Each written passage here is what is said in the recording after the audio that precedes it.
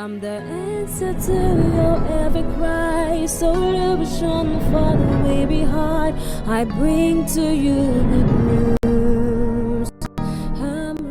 Ndoto lenkulu ngithathela ithuba nginibingelele ephinde nginamukele-ke esihlokweni sethu salamhla serhapsodi yamaqiniso ekungiyo incwadi yekukholwa yawo ngamalanga lebhalwa ngumfundisi Chris Oyakhilome DSC lamhla-ke kumgcibelo isihlanu kwenyanga yakholwane umfundisi uSiphasihloko uthi kuconza inhlitiyo yababe mayibongwe inkosi.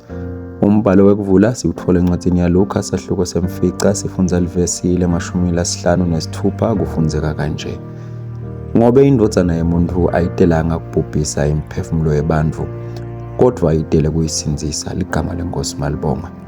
Nakaqala-ke umfundisi kubhala uthi nasithandazela ukuthi kube nedinguquko ikakhulukazi enzaweni yangakini, edolobheni noma esiveni sakini, kubalulekile kuliqonza kahle livi laNkulunkulu kanye nendlela yakhe yokucabanga. Nasi isibonelo, ase ucabanga ngesimo lapho liqembu lemaKristu leli dolobha lelithide noma live lelithide lithandaza ndzawonye livumelana ngokuthi alifuni isikhulu lesithide sahulumende. Kube kuleso sikhathi kunalamanye amaKristu lasabenda nalowo mholi la kungendeka ukuthi athandaza wonke amalanga ukuthi lo mholi aphumelele futhi aqhubeke asebende mayibongwe inkosi. Umfundisi-ke uthi nanoma labo labamemetela kunjinja kwetindvo bangaba nebuqiniso, uNkulunkulu uyayilalela imithandazo yabantu bakhe labaveta ukukholwa kwabo kulo mholi. Kuveta lokuthide mayelana nesimo saNkulunkulu, simo sakhe njengababe. Ungagadza ukuthi ende ngendlela lethide kodwa angakwendi lokho, kungobe ucabanga ngendlela lehlukile. Tento takhe tilawulwa luthando, umusa kanye nenjongo yakhe mayibongwe inkosi. Uyaqhubeka-ke umfundisi uthi cabanga ngendzaba yaJakobe naJohane lebhalwe encwadini yaLuka sahluko semfica livesi le-54 uyogcina evesini le-56. Bacasulwa ngulabo labangazange bahlale kahle ukuthi batayemukela njani inkosi Jesu, base bayambuta bathi, Nkosi, uyafuna yini sibite umlilo wehle ezulwini ubacede bonke njengobe kwenda Elijah? Lokho ukuthola na ufunza incwadi yaLuka sahluko semfica livesi le-54 mayibongwe inkosi. Kodwa Jesu wabakhalimela wathi, anati ukuthi nibuswa ngumoya lonjani, ngobe indvodzana yomuntu ayitelanga kutawubulala abantu kodwa ayetela kutawubasinzisa.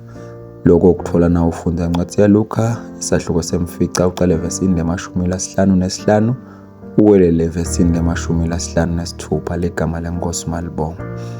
Uthi-ke umfundisi kuwo wonke umsebenzi wakhe wokushumayela Jesu wakhombisa luthando kanye nemusa weyise, abeyiconza injongo yababe wakhe futhi abetimisele kuyifeza ngekuvumelana nenthando yababe wakhe.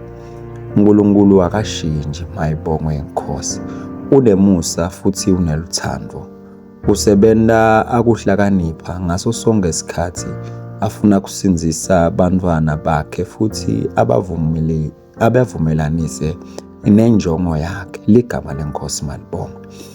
Kuconza lokhu kusita sibone ukuthi kungani uNkulunkulu angahlali enda tintfo ngendlela lebesilindzele ukuthi atende ngayo, ngisho noma sicabanga ukuthi tifiso tethu tifanelekile. Njengoba utinikela evini nasekucondzisweni ngumoya wakhe, utawukwati kakhulu futhi uhambe ngekwenzando yakhe lephelele kanye nehlelo lwakhe kuto tonke timo, futhi utawukhona kuthandaza ngalokuyimpumelelo ngekucondzisa kanye nengekuconza lapho asho khona. Ligama lenkosi malibongwe. Oh haleluya. Ngicela sisho umthandazo ngalokudayelekile endawusho emva kwami, uvule inhlitiyo uthi, Babe, ngiyabonga ngelithando lwakho, umusa kanye nekuhlakanipha. Ngiyayati inhlitiyo yakho Babe, futhi ngititfobe entsandvweni nasenhlosweni yakho, futhi ngivuma ukuthi luthando nemusa wakho kuyawuphumelela empilweni yami nazempilweni yalabo labangidungeletile. Njengoba ngihamba ngikuhambisana nelivi lakho futhi ngigcwalisa inhloso yakho egameni laJesu, amen. Kanti-ke na uqhubeka nesifundo lamuhla ufunda incwadi yaJohane sahluko sesithathu uqale evesini leli-16 uwelele evesini leli-17. Ufunda incwadi yaPetro wesibili sahluko sesithathu ivesi lemfica kanye nencwadi yaHazekili sahluko seli-18 ufunda ilivesi le-23. Na usebenzisa ihlelo lekufundza iBhayibheli ngeminyaka munye ufunda imisebenzi yabapostoli sahluko seli-17 uqale evesini leli-16 uyogcina evesini le-34 bese ufunda incwadi yaJobe sahluko sesi-6 nesesi-7 kanye nesesi-8. Kepha na usebenzisa ihlelo lekufundza iBhayibheli ngeminyaka lemibili utawufunda incwadi yaLuka sahluko sesi-6 uqale evesini le-39 uqhubeke ufike evesini le-40 bese ufunda incwadi yaDuteronomy sahluko se-33 ligama leNkosi malibongwe. Inkosi nibusise nibe nelanga lelihle, amen. Themba ukuthi ubusiseke kakhulu usafunda nathi incwadi yeRhapsody yamaqiniso. Kungakho sikunika leli thuba ukuthi nangabe ufise kwenta Jesu Kristu ukuthi abe inkosi yempilo yakho, ungashona ngomthandazo emva kwami, ukholwe ngenhliziyo yakho yonke uthi, Nkosi nkulunkulu, ngiyakholelwa ngayo yonke inhliziyo yami enkosini Jesu Kristu,